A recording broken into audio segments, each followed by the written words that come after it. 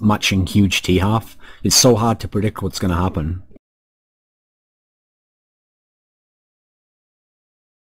I wonder if there's a scores up for the other game, actually. Fear Factory versus WinFac. I mean, I would assume WinFac should win that, but yeah, WinFac won Train 16-9.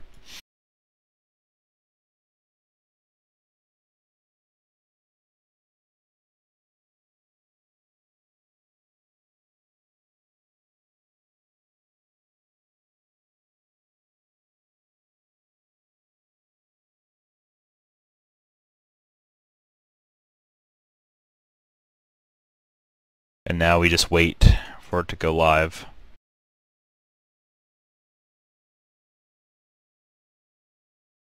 And see, this is an unusual position for Na'Vi to be in. They're in a final versus another elite team.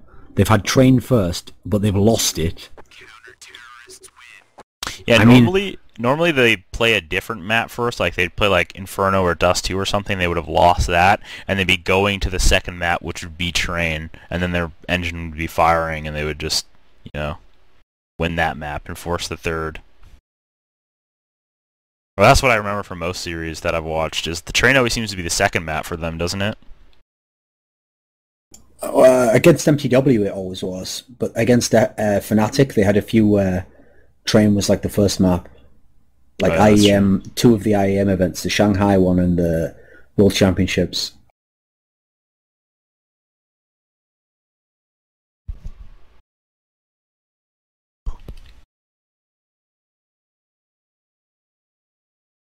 So is there no one in the server? Yeah, there's not a single person in the server.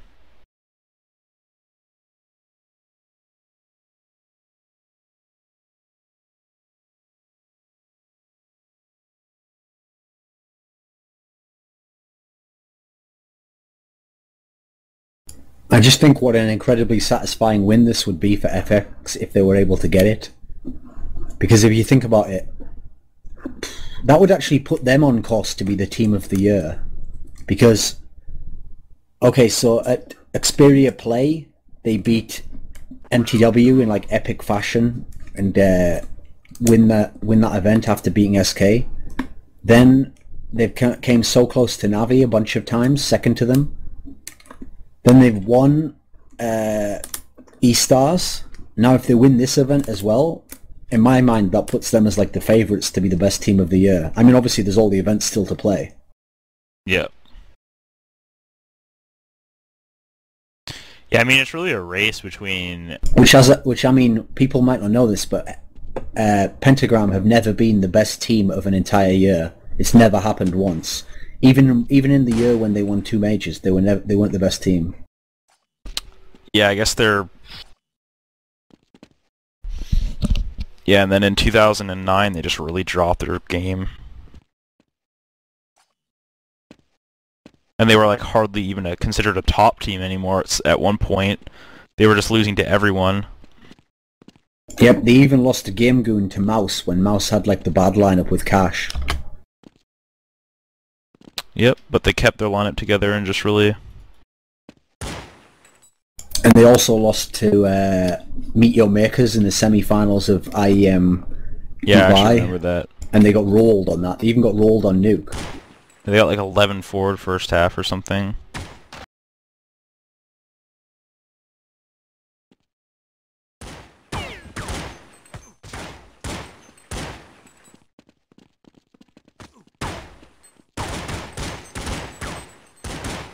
Whose edge do you give this map to? Well, here's the thing.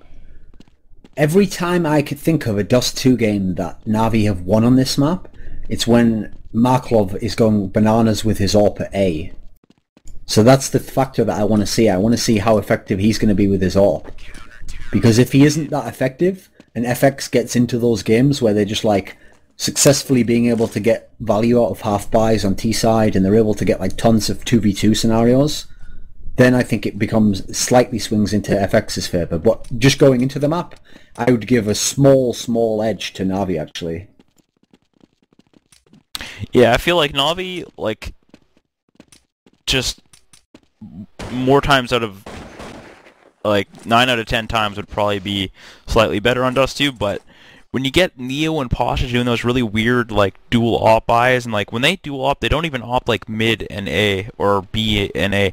They'll put one op long and one op cat, and it's just like really odd, you know? Like they just have the weirdest CT setup sometimes, and like Pasha will just straight run up mid, and I don't know, they do some really weird stuff on CT that I think can really be annoying for a team like Na'Vi that's really structured on a map like this.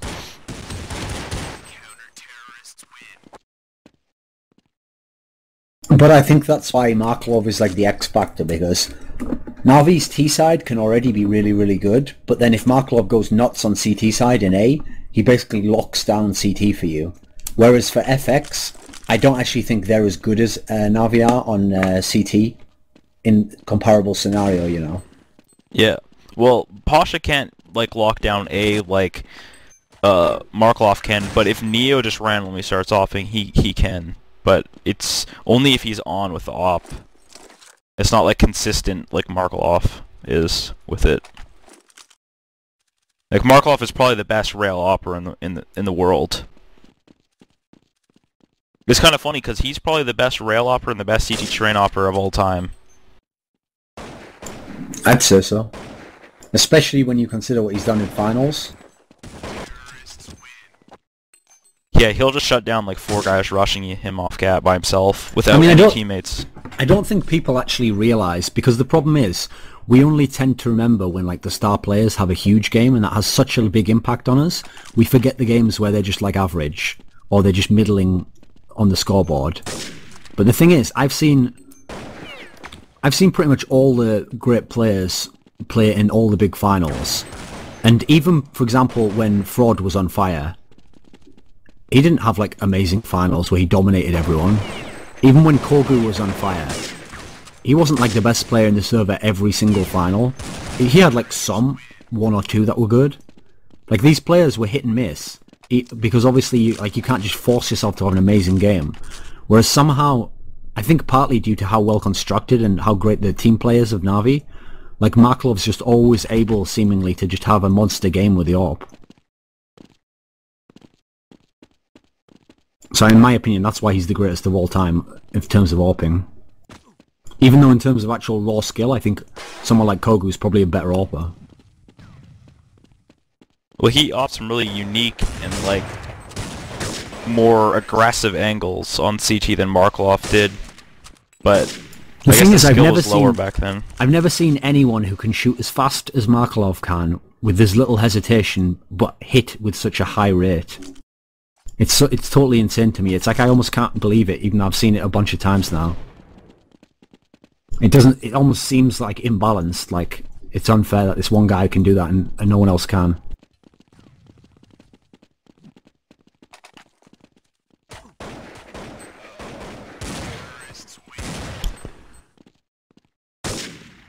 I think that partly comes down with how much dedication he has for the game. Like all the other operas, I feel like Delpen, Sunday, who's other really good ones? Kogu, Pasha.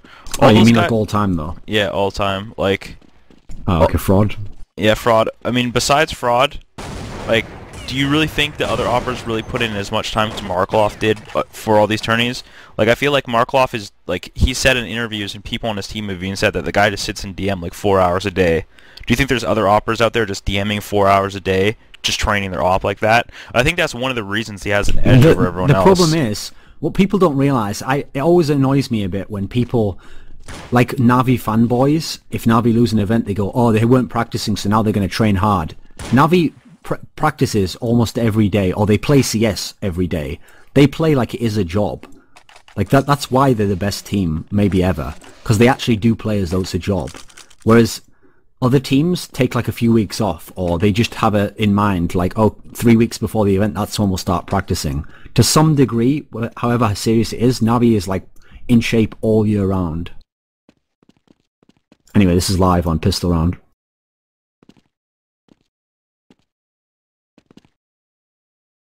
So, pretty much a standard CG pistol from FX. They're just kind of playing spots, walking around. Navi's like, I think Navi's using a lot of their old strats that used to work for them a lot. You see they got this boost up there. They used to do that at the start of like 2010 when they started like winning a lot. I think that's maybe something that's working for them because people aren't really expecting them to do stuff they did a year ago.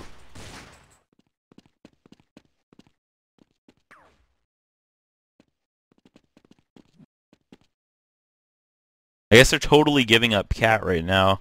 I mean, Navi can pretty much take Cat for free.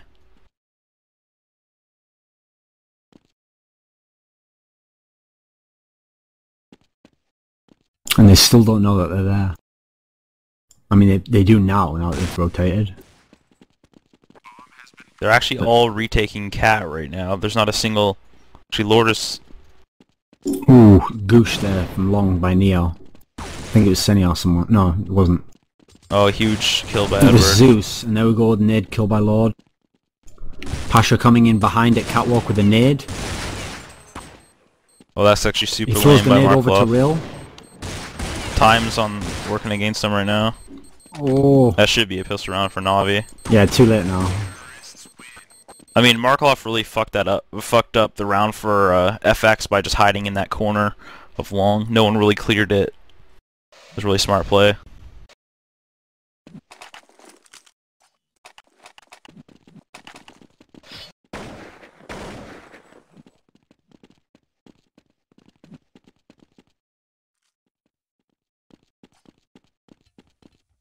FX just pushing up in the B tunnels with Cuban. Oh, takes out Say9, free AK. I mean, this is the type of team you don't want to give guns like that. I think Say9 is known for not really pushing. Like, he's usually pretty smart for not dying and in the B tunnels. He's one of the best at it.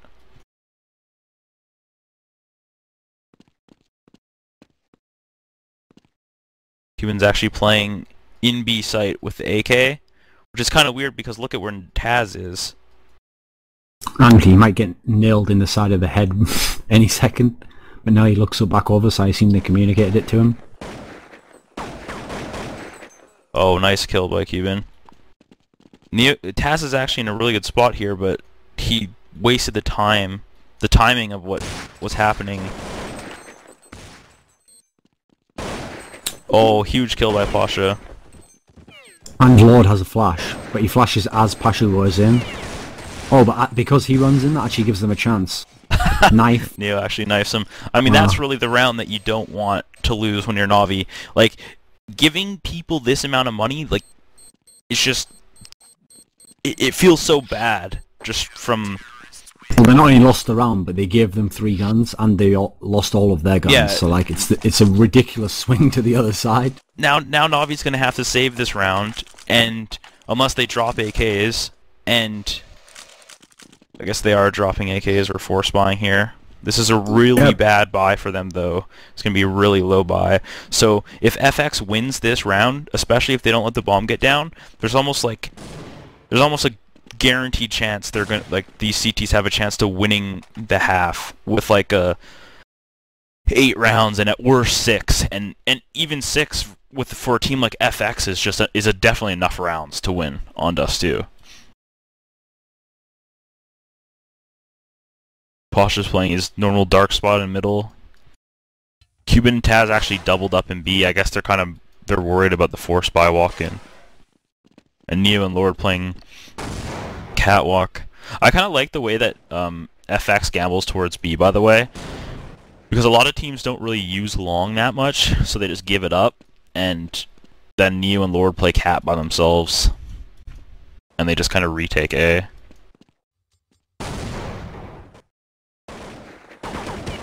Well, there's the entry kill, and that's what you needed from the couple of AKs you had. So there's another gun, but it's gone already. See if Pasha can do anything. Hits Markov to 36. And they're all below at the moment. In fact, Taz is still in B. Yeah, they should really just save these guns. They can probably buy next round as CTs. Great entry work by Marklov there, though. Yeah, it was a bit of a lucky timing where Lord was hiding behind the box and then he peeked out while Neo threw a nade and they just, like...